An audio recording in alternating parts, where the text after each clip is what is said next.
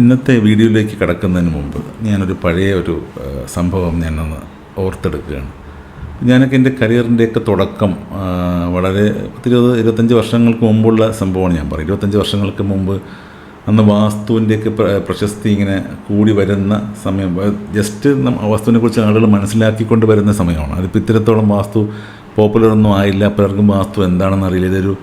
ഇതൊരു അസ്ട്രോളജിയുടെ ഒരു ഭാഗമായിട്ടുള്ള ഒരു കുറേ വിശ്വാസങ്ങളുടെ സിസ്റ്റം മാത്രമാണെന്ന് വിശ്വസിച്ചിരുന്ന ഒരു കൂട്ടരുണ്ട്. ചിലർ ഇതിനെ വളരെ പൊട്ടത്തരമായിട്ടൊക്കെ വിചാരിക്കുന്ന ആൾക്കാരുണ്ടായിരുന്നു. അങ്ങനെയൊക്കെ ഒരു കാലഘട്ടത്തിൽ അന്ന് ഇനീഷ്യൽ എൻ്റെ ഒരു കരിയർ സ്റ്റേജ്, ഞാനൊരു സൈറ്റിൽ നിൽക്കുന്ന സമയത്ത് ഒരു ആൾ വാസ്തു കൺസൾട്ടൻ്റ് എന്ന് പറഞ്ഞിട്ട് ഒരാൾ വരുന്നു. അപ്പോൾ ഒരു വയസ്സായ ഒരാളാണ്. അപ്പം അദ്ദേഹം വന്നിട്ട് ആദ്യം തന്നെ അദ്ദേഹം മണ്ണിനെ ഇങ്ങനെ എടുത്ത് രുചിച്ച് നോക്കുന്നുണ്ട്. അപ്പോൾ മണ്ണിനെ രുചിച്ച് നോക്കുന്ന കണ്ടപ്പോഴത്തേക്കും അവിടെ ഇരിക്കുന്ന പല ആളുകളും ചിരിക്കുന്ന ഞാൻ കണ്ടു. അപ്പോൾ ഞാനിത് നോക്കി നിന്ന് അന്ന് ഞാൻ വാസ്തു പഠിച്ചൊക്കെ തുടങ്ങി, വാസ്തുവിൻ്റെ ഒരു ബേസൊക്കെ എൻ്റെ മനസ്സിലുണ്ട്. പക്ഷേ അപ്പോഴും മണ്ണ് രുചിക്കുന്ന കാര്യത്തിനെ പറ്റിയൊന്നും, അത്തരത്തിലുള്ള ഒരു കാര്യത്തിനെ പറ്റി എൻ്റെ തോട്ട് പോയിട്ടില്ല. അപ്പം ഞാൻ പിൽക്കാലത്ത് പല ടെക്സ്റ്റ് ബുക്കുകളും പഠിക്കുന്ന സമയത്താണ് അതിനകത്ത് അങ്ങനെ ഒരു സിസ്റ്റം ഉണ്ടെന്നുള്ള കാര്യം എനിക്ക് മനസ്സിലായത്. അപ്പോൾ മണ്ണ് രുചിച്ച് നോക്കാം എന്ന് പറയുമ്പോൾ മണ്ണ് രുചിക്കുമ്പോൾ മണ്ണിൻ്റെ അകത്ത് അവിടെ ആ വസ്തുവിൽ പല തരത്തിലുള്ള മൃഗങ്ങളുടെയൊക്കെ പ്രശ്നങ്ങളൊക്കെ ഉള്ള സ്ഥലങ്ങളിലൊക്കെ നമ്മൾ ഈ പറഞ്ഞ മണ്ണൊക്കെ രുചിച്ച് നോക്കുന്നതിനകത്ത് ഒരുപാട് റിസ്ക്കുകളുണ്ട്. പക്ഷേ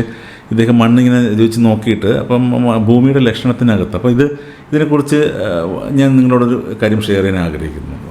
ഹായ്, നമസ്കാരം. വാസ്തുഗ്രഹത്തിൻ്റെ മറ്റൊരു അധ്യായത്തിലേക്ക് വീണ്ടും സ്വാഗതം.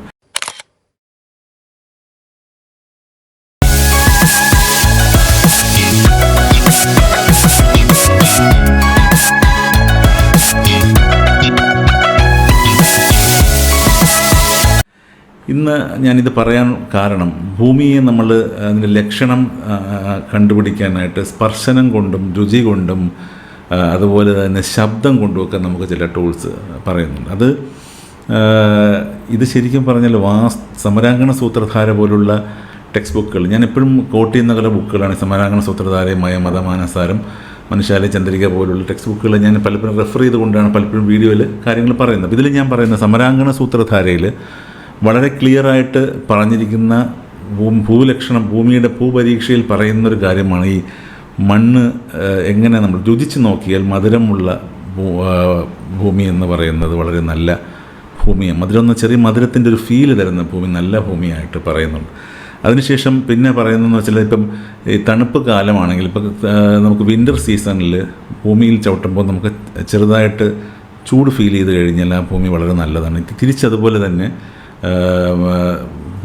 സമ്മർ സമയത്ത് നമ്മൾ ഭൂമിയിൽ ചവിട്ടുമ്പോൾ ചെറുതായി തണുപ്പ് ഫീൽ ചെയ്യുന്നുണ്ടെങ്കിൽ ആ ഭൂമി വളരെ നല്ല കാര്യം. എന്ന് പറഞ്ഞാൽ കാലാവസ്ഥയ്ക്കനുസരിച്ചിട്ട് മനുഷ്യൻ്റെ കംഫർട്ടിന് ഭൂമി റെസ്പോണ്ട് ചെയ്യുന്നു എന്നുള്ളതാണ്. ഇത് വളരെ ഡീപ്പായിട്ട് പ്രിൻസിപ്പിളാണെന്ന് ആലോചിച്ച് നോക്കും.